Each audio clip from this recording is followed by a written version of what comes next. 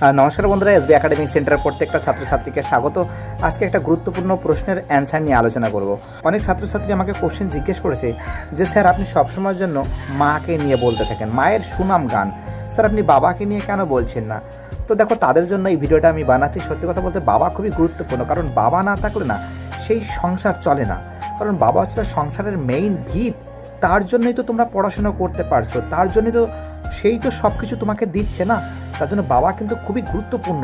যার বাবা নেই সেই বোঝে বাবার কতটা কষ্ট হয়।